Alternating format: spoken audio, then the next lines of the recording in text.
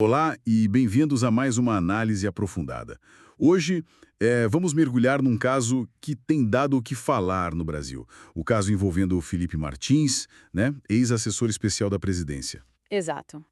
A nossa base aqui é um vídeo específico que circulou bastante de um advogado ligado à defesa dele. E nesse vídeo ele levanta umas alegações bem sérias, sabe?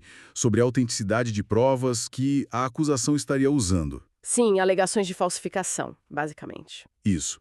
E o nosso objetivo aqui é tentar entender esses argumentos, destrinchar as evidências que essa fonte apresenta, sem tomar partido, claro, só analisar mesmo o que foi dito ali. Perfeito. Bom, a história, pelo que essa fonte conta, começa com uma virada na acusação. Parece que no início o foco era outro, algo sobre uma viagem internacional que a defesa diz que nunca aconteceu. Uhum.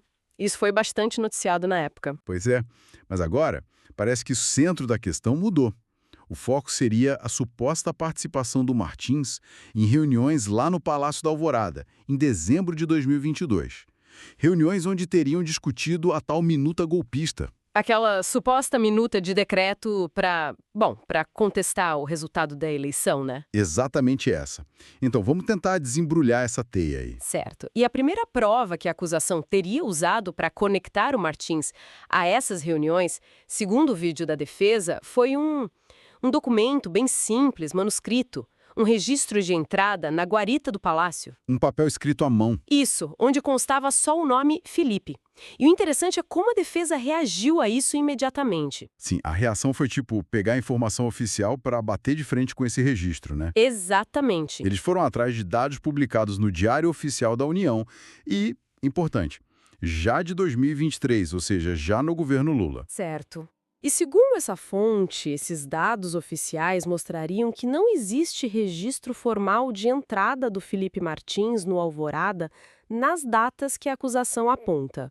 O vídeo menciona especificamente os dias 7 e 9 de dezembro de 2022. Então a defesa usou o sistema oficial do próprio governo atual para dizer, olha, aqui não consta nada. É uma estratégia interessante, né? Confrontar o manuscrito informal com o registro oficial. Exato.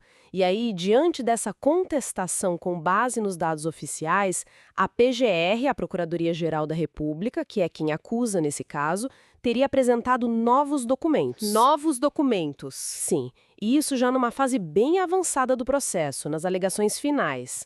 Quer dizer, a última chance das partes argumentarem antes da decisão.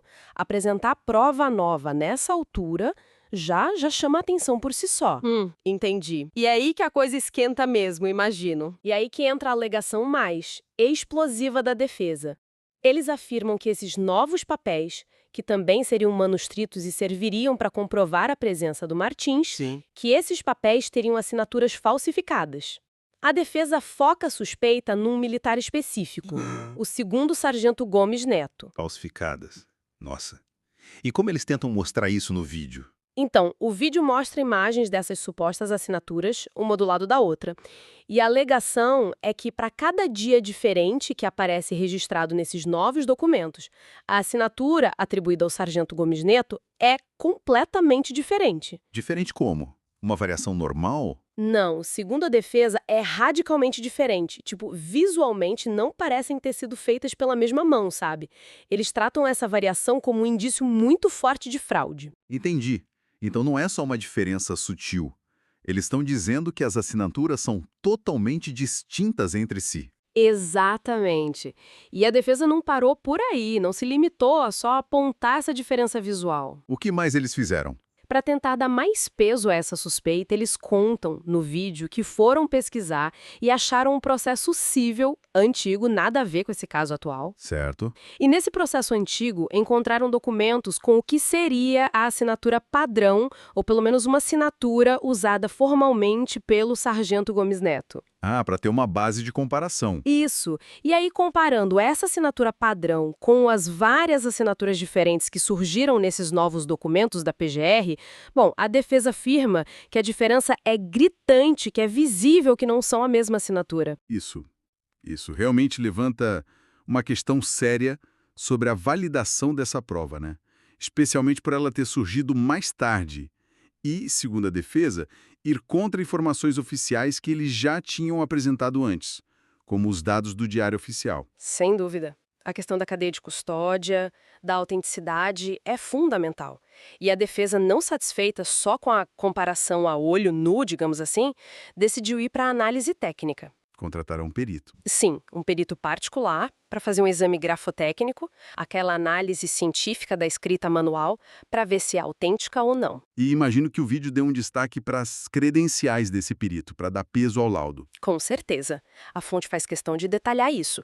Não é um detalhe pequeno para eles, é parte da estratégia de dar credibilidade máxima à análise. E o que dizem sobre ele? Olha, descrevem o perito como tendo várias formações. Economista, advogado, mestre em engenharia. Mas o ponto-chave é perito criminal federal aposentado, com mais de 20 anos de experiência em perícia oficial. Ah, então alguém com experiência prática dentro da própria estrutura federal. Exato. O vídeo menciona que ele foi chefe no setor técnico-científico da PF no DF, deu aula na Academia Nacional da Polícia Federal, presidiu a Associação Nacional dos Peritos Criminais Federais. A mensagem é clara. Não é uma opinião qualquer. É um parecer de alguém com muito conhecimento técnico e reconhecimento na área. Entendi. É uma forma de dizer, essa análise é séria. A escolha desse perfil de perito é, por si só, uma jogada da defesa. Sem dúvida. E qual foi a conclusão dessa perícia particular, segundo o vídeo? A conclusão, como apresentada na fonte, teria sido categórica. As assinaturas atribuídas ao Sargento Gomes Neto nos documentos novos que a PGR apresentou não são autênticas. Uau! Direto assim. O perito disse que não foi ele que assinou. Exatamente isso que a fonte alega que o perito concluiu, que não partiu do punho do Sargento Gomes Neto aquelas assinaturas. Isso é muito forte. E a perícia falou só das assinaturas do Sargento Gomes Neto ou de mais alguém? Pelo relato no vídeo, o laudo também teria apontado problemas, inconsistências nas assinaturas de um outro militar que aparece nos registros, um segundo sargento de sobrenome Hidrick. Ele também teria assinado alguns desses controles. Então a contestação não é sobre um único militar. Parece que não. Parece que o esforço da defesa é para minar a credibilidade de todo esse lote de novos documentos manuscritos apresentados pela PGR. Fica claro o choque aqui, né? De um lado, a acusação com esses registros manuscritos, que surgiram depois, Aham. e do outro, a defesa com uma perícia técnica particular, dizendo que esses mesmos registros são, bom, basicamente falsos. Exatamente. E para reforçar ainda mais a posição deles, a defesa, nesse vídeo que a gente está analisando, não fica só na perícia das assinaturas, não. Ah, tem mais coisa. Tem. Eles listam uma série de outras evidências que, na visão deles, claro, confirmam a tese de que o Felipe Martins não estava no Palácio da Alvorada naquelas datas. Que outras evidências seriam essas? Pode detalhar? A fonte menciona, primeiro, coisas de tecnologia, geolocalização do celular do Martins, que indicaria que ele estava em outro lugar, não no Alvorada. Ok. Citam também registros de Uber, que ele teria usado e que também não mostrariam viagens para o palácio naqueles dias específicos. Tecnologia. E além disso, mencionou testemunhas também, né? Sim, e esse é um ponto que a fonte destaca bastante. Falam do depoimento de 4 pessoas, e o mais curioso, segundo o vídeo, é que 2 dessas testemunhas teriam sido arroladas, quer dizer, indicadas pela própria acusação. Testemunhas da acusação. Sim, incluindo um nome de peso, o general Freire Gomes. A defesa alega que todas essas 4 testemunhas teriam dito nos depoimentos que o Felipe Martins não participou dessas reuniões lá no Alvorada. Usar a testemunha da própria acusação para reforçar sua defesa é uma tática conhecida, né? E pode ser bem eficaz, se for verdade. E ainda tinha mais um documento oficial, você disse? Tinha. A fonte cita um documento do GSI, o Gabinete de Segurança Institucional, aquele órgão que cuida da segurança da presidência. Certo. Esse documento também seria já do governo Lula e também publicado no Diário Oficial. E, segundo o vídeo, esse documento oficial também indicaria sem registro da presença de Martins no Alvorada nos dias investigados. Então eles estão usando de novo uma fonte oficial do governo atual para contradizer a acusação. Parece ser essa linha, ou seja, o quadro que a fonte pinta é bem claro. De um lado, a defesa com um monte de coisa diferente. Tecnologia, testemunhas, documentos oficiais. Isso, geolocalização, Uber, testemunhas inclusive da acusação, diário oficial, documento do GSI, tudo isso, segundo eles, apontando para a ausência do Martins. E do outro lado, o que a fonte diz que a acusação tem? Do outro lado, na visão apresentada por essa fonte, a acusação se apoiaria basicamente no testemunho do Mauro Cid. A delação dele. Exato. Sobre o qual a fonte alega que não foram apresentados documentos para corroborar essa alegação específica da presença do Martins nessas reuniões. E, claro, nesses novos registros manuscritos de entrada. Aqueles que a perícia da defesa diz que são falsos. Exatamente. Aqueles cuja autenticidade agora está sendo fortemente contestada por essa perícia grafotécnica particular. Então fica um cenário de um contraste de provas muito grande. Essa descrição toda que a defesa faz, se isso for comprovado no processo, que tipo de impacto poderia ter? Olha, as implicações seriam enormes. Se essas alegações de falsificação se confirmarem judicialmente, primeiro, claro, afetaria diretamente a situação do Felipe Martins no processo. Óbvio. Mas iria muito além.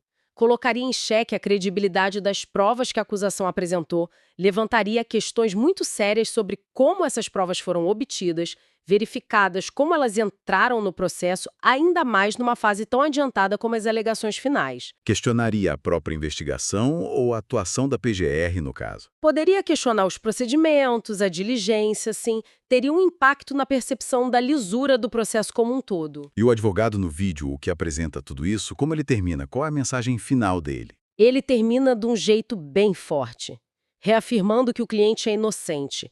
Ele usa umas palavras bem duras, chama o caso de farsa da trama golpista, o que mostra bem o tom de combate da defesa, Entendi. Tom de denúncia mesmo. E ele também diz que vai continuar na defesa, sugerindo que talvez exista alguma pressão para ele sair do caso, talvez por causa dessas denúncias de falsificação que ele está fazendo. É uma postura de confronto bem clara. Ok. Então, só para a gente recapitular nossa análise de hoje, lembrando sempre que a gente se baseou só no que essa fonte específica, o vídeo do advogado, apresentou. Fundamental lembrar disso. O ponto central é uma alegação muito grave, a de que documentos que a PGR usou para tentar provar que o Felipe Martins estava em reuniões-chave no Alvorada podem ter sido forjados, com foco especial nas assinaturas de militares nesses registros manuscritos. Exatamente. E a defesa, segundo essa fonte, baseia essa alegação não só na comparação visual, mas numa perícia técnica que eles contrataram, feita por um especialista que eles descrevem como muito qualificado. Certo. E além da perícia, a fonte lista um conjunto de outras provas de tecnologia, testemunhais, documentos oficiais que, segundo eles argumentam, contradizem a narrativa da acusação e reforçam que o Martins não estava lá naqueles dias.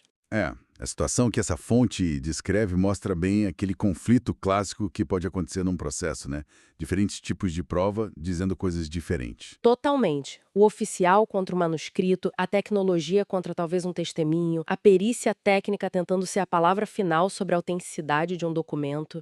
É complexo. Muito. E vale repetir, estamos falando das alegações e da visão de uma das partes apresentadas por essa fonte. O resultado final do caso, quem decide, é a justiça, depois de olhar tudo de todos os lados. Claro. Mas essa situação que a fonte descreve serve para a gente pensar, sobre como é importante a integridade das provas em qualquer processo. Ainda mais nesses casos de grande visibilidade política, midiática. A confiança que as pessoas têm na justiça depende muito de ter certeza que as provas são reais e foram bem avaliadas. Fica talvez uma questão aí para quem nos ouve refletir, para além dos detalhes desse caso específico. Quando você tem um cenário assim, com tantas formas diferentes de evidência, documento oficial, papel escrito à mão, GPS de celular, testemunha, perícia técnica, e elas parecem apontar para lados opostos, como é que se chega na verdade? Que peso a gente dá para cada tipo de prova? Pois é, não tem resposta fácil para isso, Mas mostra bem a complexidade que é buscar a justiça. É algo para se pensar.